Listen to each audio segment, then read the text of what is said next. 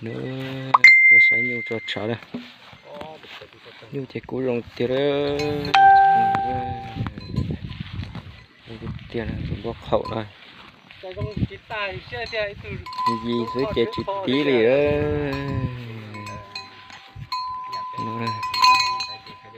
rồng câu thì tiền đó nhiều hay chín trái tụi nó ha chín trái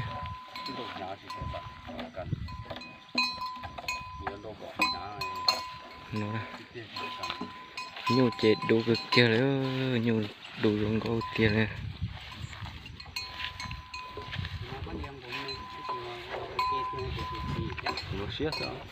nó là từ nhỏ lén rồi cũng rồng lo tà rò lấy theo con té rồng câu tiền này nhỏ nhiều nè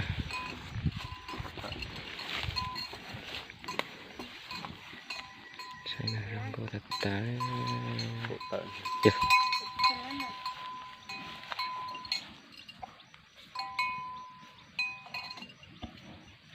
Nó chỉ là của hai tiếng thôi, ví dụ là bông mù đúng không? Ví dụ lấy là tà lò cái tết thì đua lò ngô. Gì phun ra nhớ cái lợn nó nè. Để chai tờ, ví dụ lò bông mù, ví dụ lò lên nó thì thon được. Cái gì nhớ cái lợn nó nè.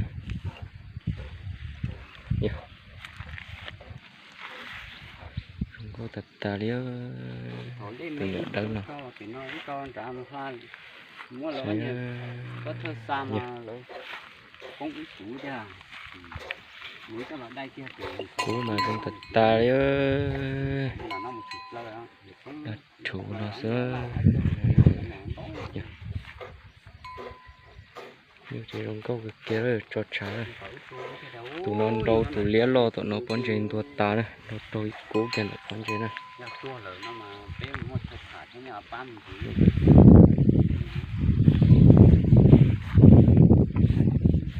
câu cơ này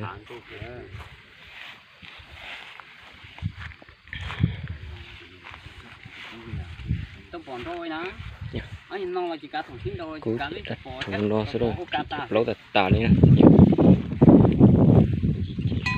tà đi cú chỉ cho nó xin